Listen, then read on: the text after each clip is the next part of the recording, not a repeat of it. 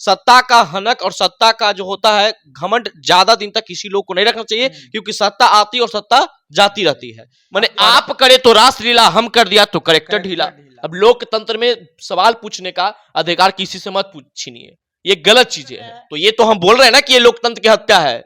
इस प्रकार से लोकतांत्रिक देश में इस प्रकार से नहीं होना चाहिए। हमारा भारत लोकतांत्रिक देश है, तो इस हिसाब से अगर सरकार चलेगा तो हमें नहीं लगता है कि देश में जो काम होनी चाहिए, देश में जो विकास का काम होना चाहिए, वो हो पाएगा। नमस्कार, आप देख रहे हैं नेशनल दस्तक और मैं हूं आपके साथ अमन। एक तरफ कांग्रेस के बड़े नेता राहुल गांधी की लोकसभा सदस्यता रद्द कर दी गई है, तो दूसरी तरफ वही बात कर ले तो केजरीवाल जो दिल्ली के मुख्यमंत्री हैं, उन्होंने पीएम मोदी की डिग्री पर सवाल खड़ा किया था और उन्होंने कहा था कि पीएम मोदी की डिग्री एमए का जो पोस्ट ग्रेजुएट का डिग्री है वो दिखाना चाहिए, लेकिन कोर्ट ने उसको खारिज कर दिया और दिल्ली के मुख्यमंत्री केजरीवाल पे 25,000 रुपया का जुर्माना लगा दिया। ये दोनों मुद्दे पे हम बात करेंगे। वीआईपी पार्टी के प्रदेश प्रवक्ता पुरुषोत्तम हैं, तो कैसे देख रहे हैं? अगर किसी आर्टिकल 19 कहता है कि कोई भी नागरिक किसी पे कोई सवाल पूछ सकता है, लेकिन जब सवाल पूछा जा रहा है तो उनपे एफआईआर, जुर्माना और लोकसभा सदस्यता रद्द कर दिया गया, तो इसको कैसे देख रहे हैं? देखिए, सबसे पहली बात है कि बिहार देश के राजनीति में जिस प्रकार से वर्तमान मौजूदा समय में जो माहौल बनाया जा रहा है, ये कहीं ना कहीं वही पुरानी कहावत हम लोग को याद आ जाता है कि जिसकी लाठी उसकी भैंस। लेकिन उन लोगों को समझना चाहिए कि कभी कभी लाठी टूटने के बाद वो भैंस पटक भी सकता है। सत्ता का हनक और सत्ता का जो होता है घमंड ज्यादा दिन तक किसी लोग को नहीं रखना चाहिए, क्योंकि सत्ता आती और सत्ता जाती रहती है। देखिए, जिस प्रकार से लोकतंत्र में और हमारे भारतीय संविधान इस बात का इजाजत तो जरूर देता है कि जनता अपने सरकार से, अगर केजरीवाल जी को बतौर मुख्य अतिथि के रूप में अगर छोड़ के आम नागरिक के तौर पे देखे, तो बहुत सारे लोग एक दूसरे पर टीका टिप्पणी करते रहते हैं, और टीका टिप्पणी, राजनीतिक टीका टिप्पणी में इस प्रकार का जुर्माना लगाया जाएगा, सजा दिया जाएगा, तो ये कहीं ना कहीं कानून व्यवस्था को एक प्रकार के समझे कि शासन व्यवस्था को, प्रशासनिक व्यवस्था को कार्यपालिका के माध्यम से चलाया जाएगा। तो हमें नहीं लगता कि देश का विकास संभव है, और देश में जो निर्दोष व्यक्ति बार बार फंस रहे हैं, या आप विपक्ष लोग के जिस प्रकार से फंसाने का नजरिया से राजनीति किया जा रहा है, वो बिल्कुल गलत है। इस प्रकार से नहीं होना चाहिए। बिल्कुल, हाँ बिल्कुल, ये नहीं होना चाहिए, बिल्कुल नहीं होना चाहिए भाई। अरे सबकी इजाजत देता हमारे भारतीय संविधान कि आप अपने शासक से सवाल पूछ सकते हैं। अगर आप डिग्री किसी का पूछते तो आप पे मनहानि का मुकदमा नहीं हो। अच्छा, आपके बातों से लोगों को बुरा लगे तो आप पे मुकदमा नहीं हो। माने आप करे तो रासलीला, हम कर दिया तो करेक्टर ढीला। तो ये गलत चीज है। बिहार की देश की राजनीति में इस प्रकार का चीज नहीं होना चाहिए, क्योंकि अधिकार सबको अपने शासक से सवाल पूछने का होना चाहिए। अगर इस अधिकार को अगर छीना जा रहा है तो ये लोकतंत्र की हत्या है। बिल्कुल लोकतंत्र की हत्या है। हाँ, लोकतंत्र में कहा गया भाई कि आप शासक से सवाल नहीं पूछिए, और शासक से सवाल पूछने के बाद एफआईआर होगा, जुर्माना लगेगा। ये गलत चीज है, ये ऐसा नहीं होना चाहिए। ये देश को कहीं ना किस तरह से देश को बदनाम होता है।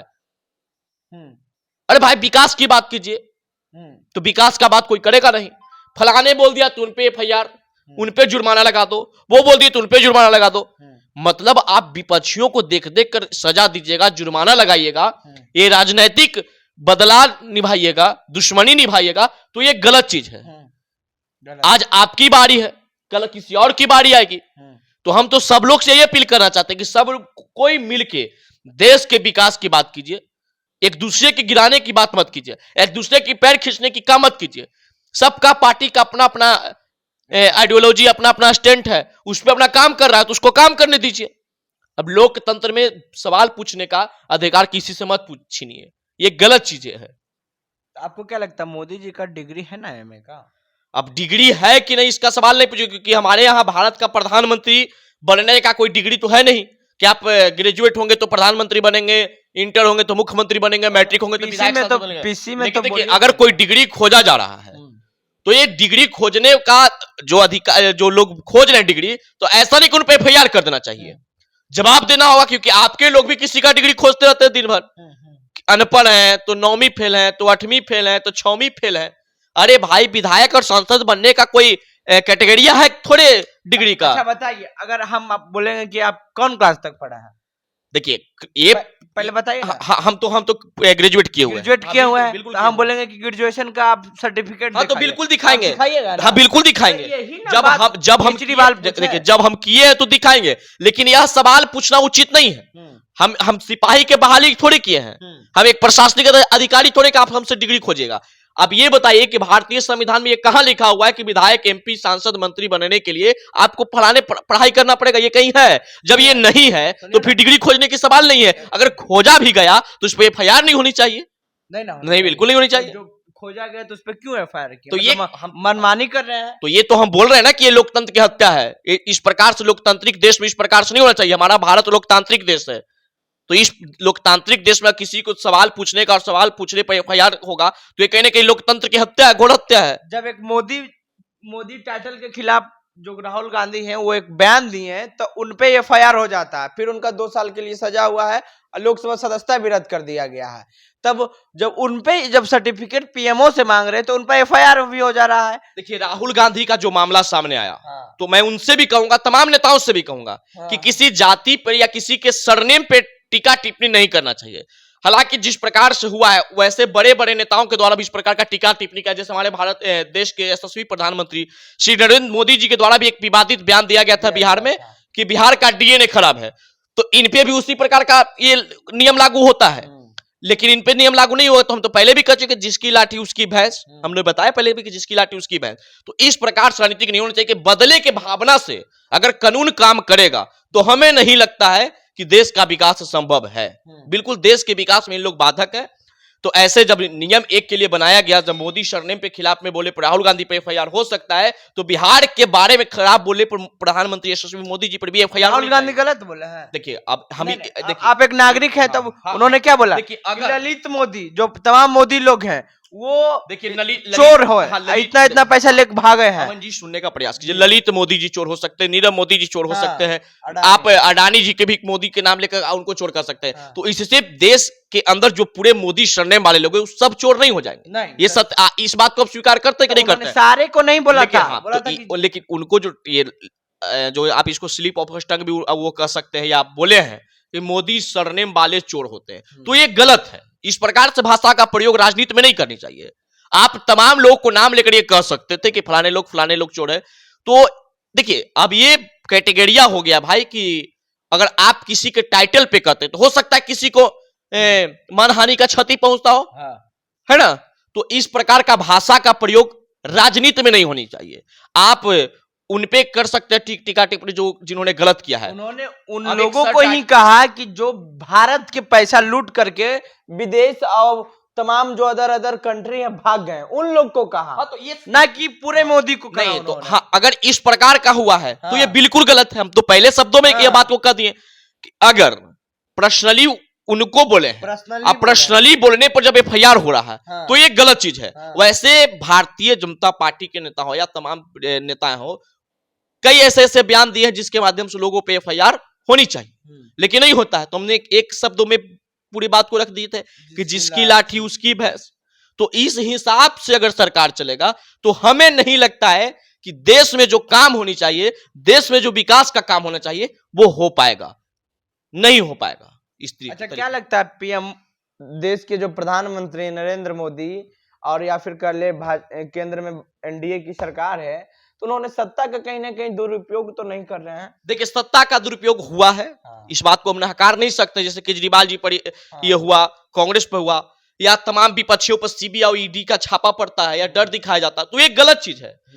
ये जब सीबीआई और ईडी जब विपक्षी नेताओं पर छापा दे रहा है तो उसको पूरा काम होना चाहिए कि पक्षी नेताओं पर भी छापा पड़ना चाहिए। तब बिहार देश का हकीकत पता चलेगा कि देश में सच में जनता का पैसा कौन कौन लूट रहा है। ये ऐसा नहीं है कि देश के जनता का पैसा सिर्फ विपक्ष ही लूट रहा है, तो छापा सब पे पड़ना चाहिए। तो इस प्रकार से जांच एजेंसियां का, इस प्रकार से कानून का दुरुपयोग निश्चित रूप से हुआ है।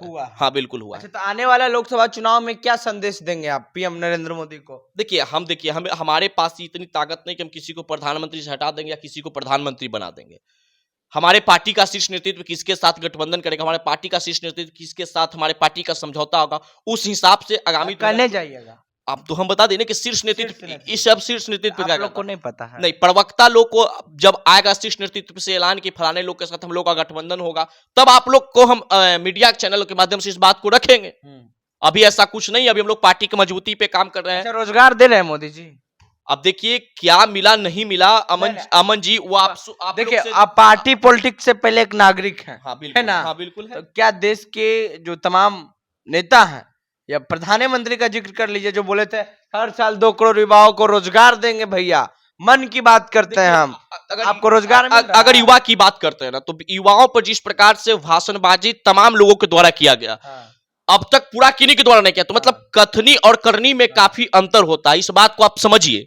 जो लोग चुनावी एक चुनावी भाषण होता है जनता को लुभाने वाला, तो आप देखते होंगे पुरानी कहावत था कि शिकारी आएगा दाना डालेगा, उसमें फंसना नहीं है। तो ये जनता को तय करना है कि अब तक युवाओं के बेरोजगारी अवस्था पे सब लोग ने राजनीति किया है, लेकिन युवाओं के अब तक रोजगार सच में नहीं मिला है। अगर आप बिहार से बिलोंग करते तो बिहार को आप देख लीजिए, तो बिहार में आप सर्वे कर लीजिए, तो बिहार के बहुत सारे लोग बेरोजगारी अवस्था में जी रहे हैं। ग्रेजुएट करने वाले चाय की दुकान खोले, MBA चाय वाला खुल रहा है। तो ये दुर्भाग्य है कि जब पढ़ा लिखा व्यक्ति आज सड़क पे चाय सब्जी बेच रहा है, और हमारे यहाँ कई सरकारी बहालियां खड़ा है, चाहे केंद्र सरकार की हो चाहे राज्य सरकार की हो। बिहार में मोदी जी और यशस्वी गृह मंत्री अमित शाह जी का भी ये भाषण था कि बिहार में इंफ्रास्ट्रक्चर डेवलपमेंट पे काम किया जाएगा, कंपनियां खुलवाया जाएगा, लेकिन सारा बात झूठी निकली, सारा बात अफवाह निकला। तो इन सब चीज पे काम होना चाहिए। अगर काम नहीं हुआ है तो आगामी लोग आ रहा है चुनाव, इसका हो सकता है कि कहीं ना कहीं प्रभाव पड़े। इतना प्रकरण कुछ चल रहा है पीएम मोदी के डिग्री के खिलाफ, तो उनको डिग्री दिखाना चाहिए कि नहीं? हम साफ शब्दों में ये देखिए, हम इस बात को एक लाइन में इस बात को बोल दिए कि पॉलिटिकल लाइन में सांसद, विधायक, प्रधानमंत्री बनने के लिए कोई जो पढ़ाई होता है वो नहीं है संभव। सुनिए, आप सुनिए, अनपढ़ जब नॉमिनेशन होता है तो वहां दिखाया जाता है ना। हाँ, तो वहां दिखाया गया होगा, वहां से आप निकालिए, वहां देखिए क्या है। लेकिन डिग्री खोजना आप प्रधानमंत्री मोदी जी से कोई खोजे या भाजपा के लोग किसी से खोजे, ये लोकतंत्र में और ये हमारे भारतीय संविधान में ऐसा कुछ नहीं है कि आप पढ़े लिखे व्यक्ति ही भारत के नेतृत्व करेंगे। तो इस सब इन सब चीज के लिए डिग्री खोजा नहीं जाना चाहिए। चलिए देखिए, बात किए हम जो देश के प्रधानमंत्री हैं नरेंद्र मोदी, उनकी डिग्री पे सवाल खड़ा हो रहा है। दिल्ली के मुख्यमंत्री केजरीवाल ने बोला कि डिग्री दिखाइए, अगर आप पोस्ट ग्रेजुएट है, MBA की पढ़ाई किए हुए हैं, MA की पढ़ाई किए हुए हैं, तो आप डिग्री दिखाइए। लेकिन जो दिल्ली के मुख्यमंत्री केजरीवाल पे 25,000 का जो कोर्ट ने जुर्माना दर्ज कर दिया है और उनको देना पड़ेगा। बहरहाल आने वाला समय में क्या पीएम मोदी अपना डिग्री दिखाते हैं या फिर जो केजरीवाल है वो उनको जुर्माना भरना पड़ेगा। नेशनल दस्तक की आपसे गुजारिश है कि अगर इसको बचाना चाहते हैं तो नेशनल दस्तक को सब्सक्राइब करने के लिए रेड कलर के सब्सक्राइब बटन को दबाएं, फिर बेल आइकन की घंटी दबाएं। नेशनल दस्तक को बचाने के लिए बहुत जरूरी है कि हर खबर को शेयर करें, लाइक करें, कमेंट जरूर करें।